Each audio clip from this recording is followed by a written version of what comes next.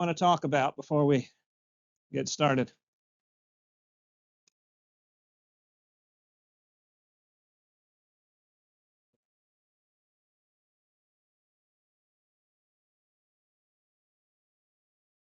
Are you tired of my jokes?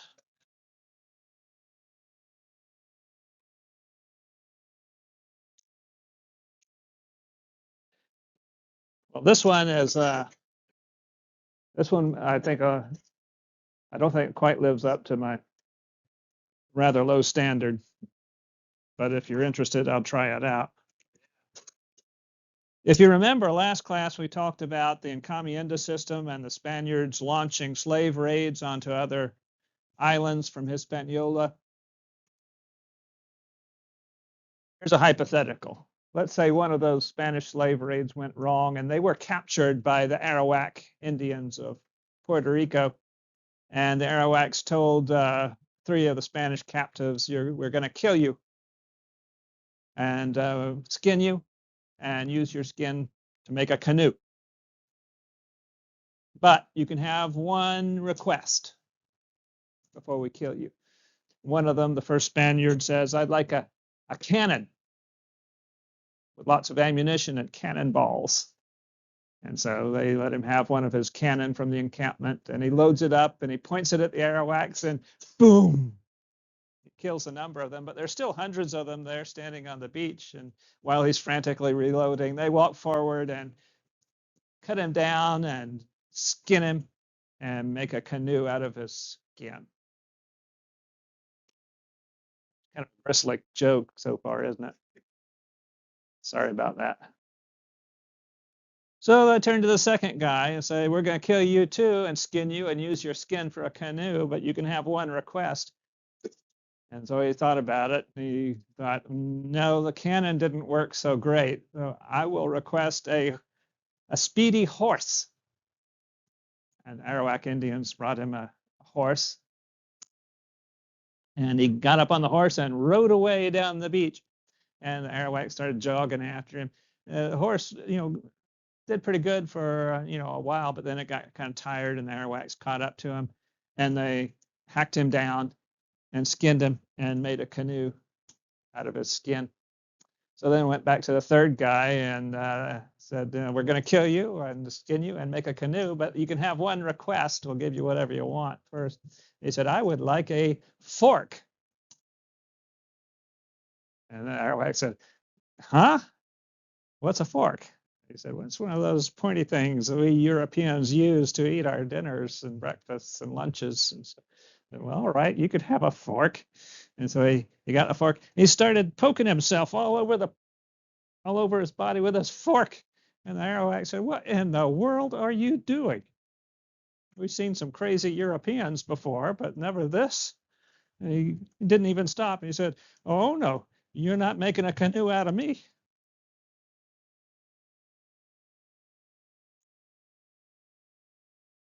Now for some real history. And today is going to be short and sweet. One of the most important concepts in American history.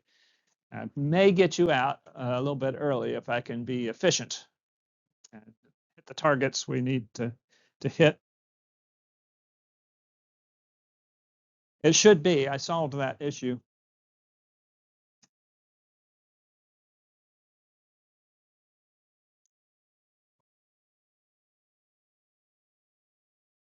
Are you seeing it?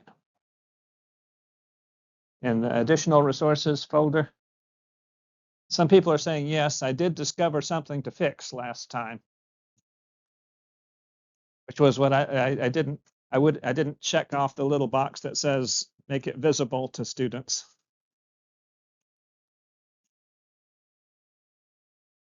At the very bottom of module number 2. Oh, you'd like me to do that, wouldn't you? All right, I'll fall for your little trick.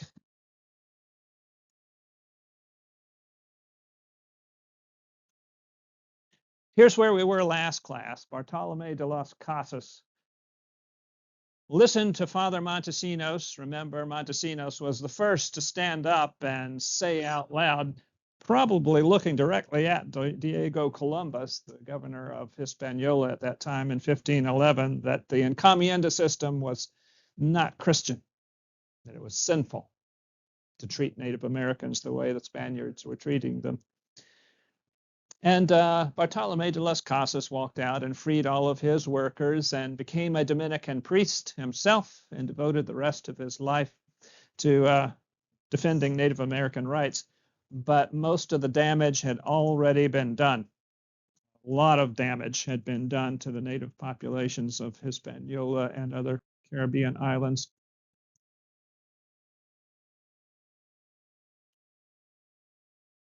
They had endured demographic or population disaster in a number of ways. We've talked about some of the reasons already, but I'm going to quickly list some of them to make sure we've got them on a slide.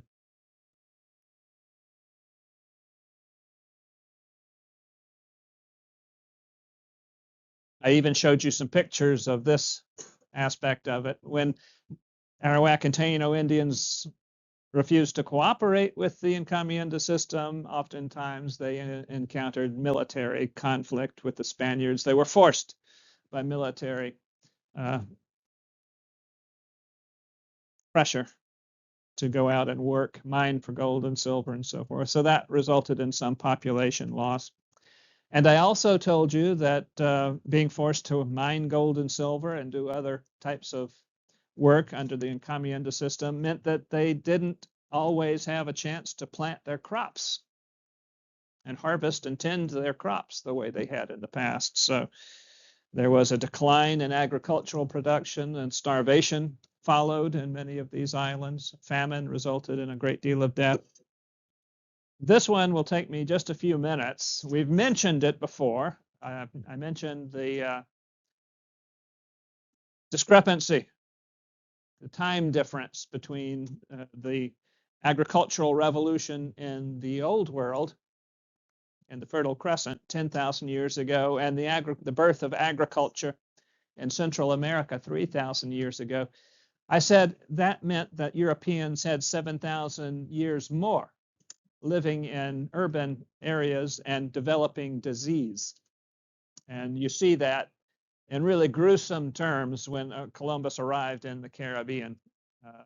The Europeans weren't thinking about it consciously, but they sailed into the Caribbean with a deadly cocktail of European viruses and diseases, none of which had been seen in the Americas. There were very few, actually, viruses and epidemic diseases in the Americas originally.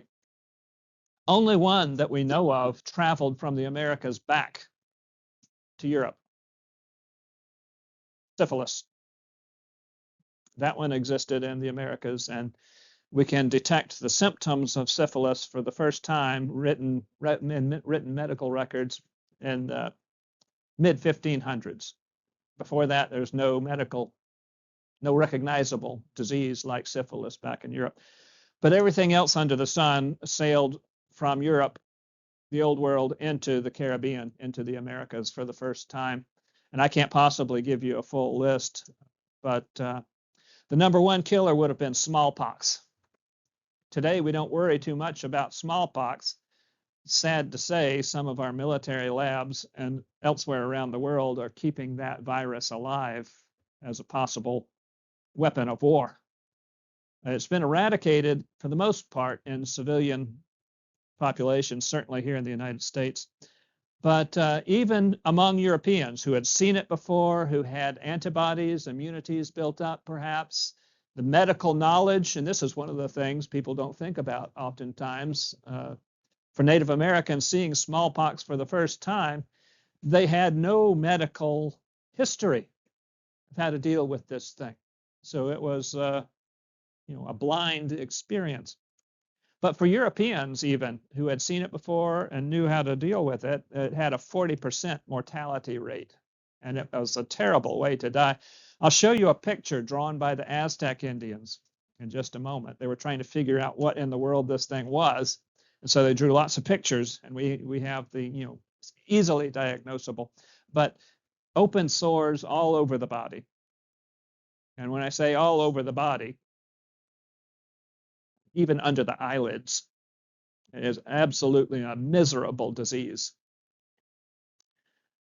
And the so-called Black Death, bubonic plague. I mean, all of this stuff rolled together, sailed into the Caribbean. The Black Death, the bubonic plague, killed a quarter of the European population when it first entered in the 1300s, late 1300s. That came to the Caribbean for the first time with Columbus in 1492. Influenza, malaria, a variety of other types of European things that had never been seen. And the result was catastrophic. Native American populations began dropping immediately. The circular image there obscures some of the statistics there, I think, but I can fill in the gaps. When Columbus first arrived in 1492, the Caribbean was populated by, we estimate, roughly 1 million Caribbean Indians. By the mid-1500s, by the 1540s, there were fewer than 40,000 still alive. So that's close to a 1 million person decline in population. And Central America was even worse. I hesitate to give you this statistic. It's not on the slide, but I think this is pretty reliable. There are today some original inhabitants, Native American inhabitants in the Caribbean, in part because Europeans lost interest, the Spanish lost interest. These are the Windward Islands, really small, tiny islands far out in the west of the Caribbean where the trade winds first come in, so they're called the Windward Islands. They were launching slave raids there too in the early 1500s when they began getting reports of the Aztec Empire over here in Central America. And so once they found the Aztec Empire, 25 million people were living in Central America at that time. They lost interest in the slave raids on those piddling little Caribbean islands, and they focused more on Central America. So the native population wasn't entirely wiped out, but close to a 1 million person decline. And in Central America, it was over 90% as well.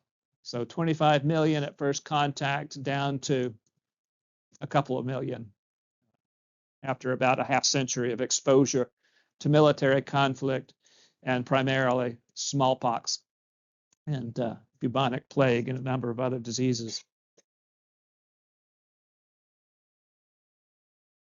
Is that?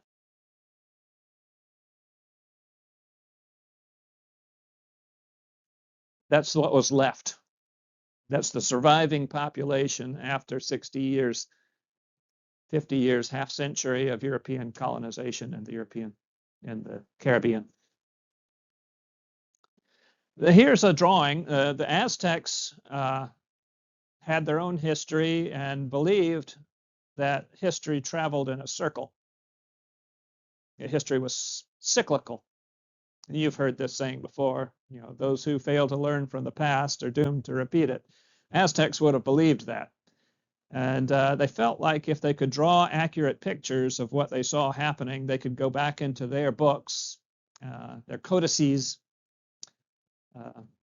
and try to find something that looked like it, and they couldn't. So this is an Aztec drawing of smallpox, easily diagnosable today, based on the drawing. But they went back into their codices and tried to find something from the ancient past that looked like what they were seeing. And in this case, history was not cyclical. This was a brand new thing they had not encountered before.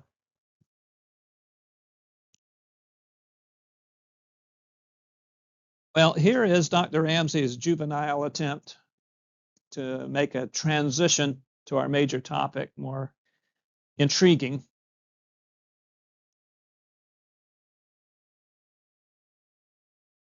Don't you guys love rats?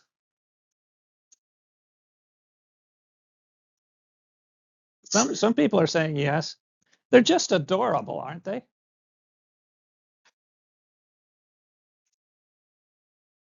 One or two people are on board with me with rats being adorable.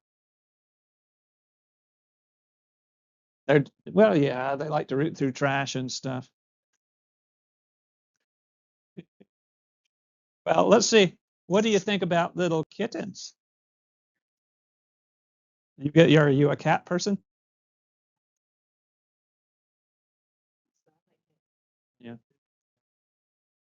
I think I've told you this before. I didn't used to be a cat person until I was adopted by a feral cat about 4 years ago. And now I have a new appreciation for cats. But even if you're a cat person, I think you'll agree these cute, cuddly little kittens, once they are grown up, become deadly predators. My cat brings me all kinds of presents to show me how much she loves me. I'll look out, she goes out and in the house periodically. I'll see her standing at the front door and she'll have a bird, wings flapping out of both sides of her mouth. She's brought me a little, lunch item. They're pretty good hunters. I bring it up as classic features of, this is our topic for the day, maybe the most important concept in early American history, the Columbian exchange. That's something you must have in your notes, the Columbian exchange. There's a definition of it. And beware, I should speak mostly to the recording device here. If you forget what Dr. Ramsey says today and you go to Wikipedia, you'll see a slightly different definition. Wikipedia sweeps everything under the sun into their definition. We're interested mostly in the classical definition, the ecological aspect of the Columbian exchange that involves fancy language up here, biological and botanical materials. That's plant and animal life. So we're just interested in plants and animals. And the rats and the cats are part of this story. The exchange of plant and animal life between the old world and the new. There were no rats in the Americas prior to 1492. Not in the Caribbean, not in Central America, not North America or South America. They came on those sailing vessels, European ships.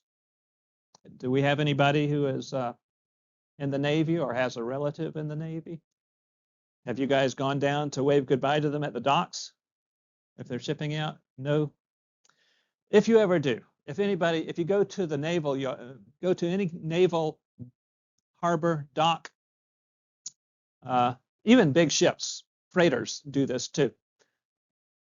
When they tie them up to the dock with those big cables, you'll see cones on the cables. Kind of like if you have a cat or a dog coming home from the vet from surgery, they put those little cones on their necks to keep them from chewing on the wound. Well, there are cones on all of the ship cables tying them to the dock, with the cone, open end of the cone, always pointing towards the dock. Because if they don't, the rats will run up the cable and get on the ship. All of those cones are there to stop the rats from getting on the ship. And even then, they get on there. So all sailing ships, all European sailing ships had rats on board. Usually they would stay down on the lower decks where they had all the food stored. But those old sailing ships, they knew they were in trouble. They could tell they were taking on water and they needed to send somebody down to work the bilge pumps when they saw the rats coming up from the lower decks, because that meant they were taking on water down there. But it wasn't an intentional thing. They didn't plan on it, but the rats were on board those ships. And as soon as Columbus entered the Caribbean and went to the Bahamas and Cuba, Hispaniola, modern-day Haiti and Dominican Republic, those rats ran down the docking cables, the anchor cables, or went ashore in a variety of ways and changed the ecology. And the cats, now they sometimes were on purpose. All European sailing ships had cats on board. Take a wild guess why? Yep, to control the rat population. Now that was on purpose. Their intention, though, was not to bring the cats to the Caribbean. Their intention was just to control the rat population on their own ship. But immediately, once they got to Hispaniola, the cats also went ashore and began breeding. And that changed the ecology, that changed the nature immediately, because a lot of the birds, the indigenous, the original bird species on Hispaniola and other Caribbean islands, had very few predators, very few enemies on the islands, and they tended to build their nests on the ground. That's just Christmas for a cat. You know, a nest right on the ground with all those delicious eggs. So within one generation, all native bird species in the Caribbean were extinct. The cats and the rats wiped them out. The Columbian exchange, some of it is intentional, some of it was accidental. We call it the Columbian exchange because it started with Columbus. Immediately, as soon as he arrived in 1492, this process began of certain plants and animals from Europe being brought into the New World ecology, and some things going back to the Old World. There are a lot of things that were not intentional.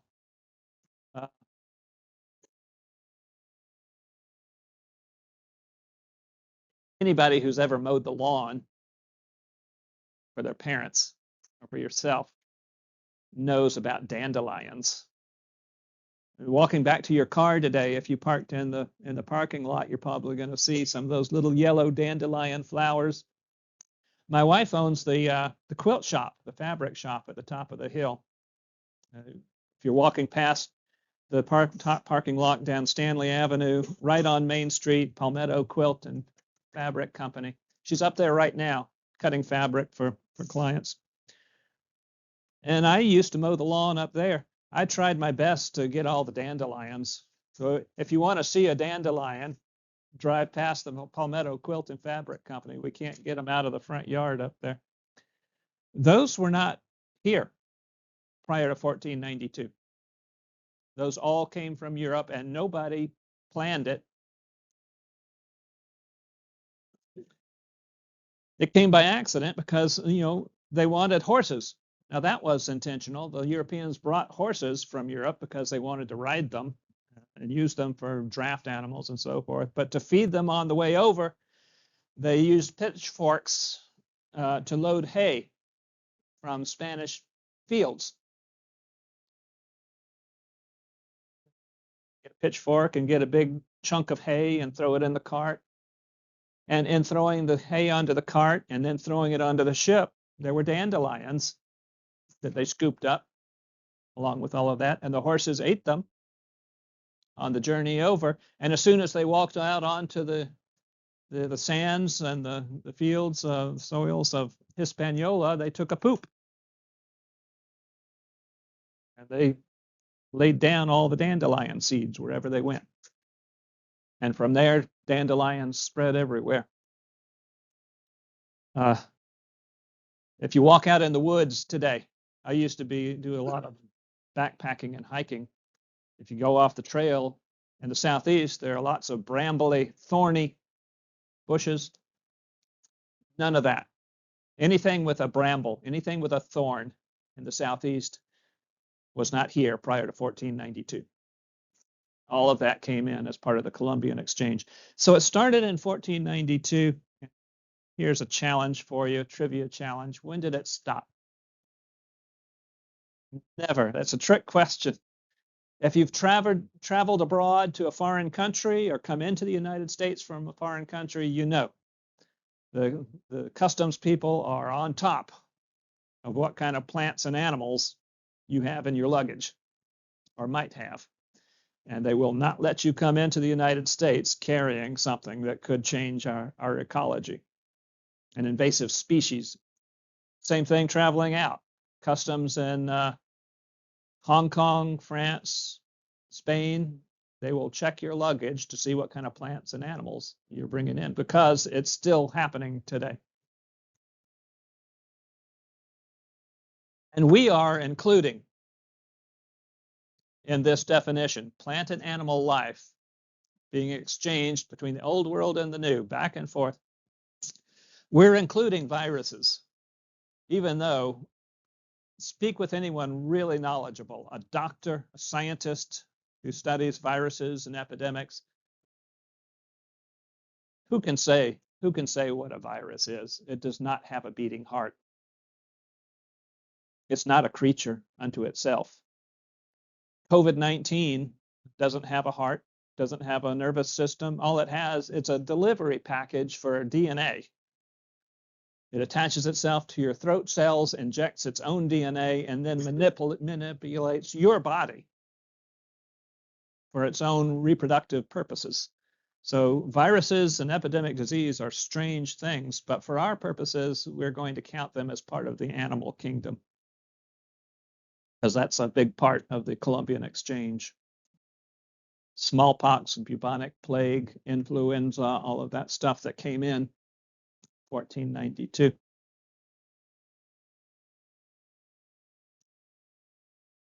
I'll have to fill in some of that language there, but this is a very simple equation and a telling. I mean, if you're wondering how history happened the way it happened, this is more than anything a decisive feature of the Columbian exchange. The basic consequence of the Columbian exchange was population loss for Native Americans, mainly as a result of all of those diseases coming in. We've seen close to 1 million people already die in the Caribbean the first half century of contact. That was the case everywhere. When smallpox and influenza and bubonic plague were introduced into Central America, the consequences were devastating. Same thing in North America and South America. Yeah. Population loss for Native Americans, population growth in the Old World, because part of the Columbian exchange was intentional, going the other way. When Europeans, if you remember, Columbus established his headquarters on Hispaniola because the Arawaks and Taínos, originally 350,000 of them, were farmers. They were producing lots of stuff the Europeans could buy to survive. So when the Spaniards encountered for the first time corn, maize or corn, potatoes, squash, all of those things, they recognized how useful those foods were, and they took those back to the Old World. So the Old World, there were not very many diseases traveling the other way, but they took those new foods back, and that gave Old World populations new ways of supporting themselves. So everywhere, and corn spread very rapidly from Europe to Africa to Asia to the Middle East. Everywhere in the Old World, the result was population growth because there was more food to rely on, new foods that had been brought back from the Americas. So if you imagine Native Americans, attempting to resist European settlement and colonization, the table had been tilted pretty decisively against them. They were working with dwindling populations decade over decade versus Old World populations that were growing. Willingly or unwillingly, there were more people in the Old World available to be brought into the Americas, and fewer Native Americans to resist such a thing.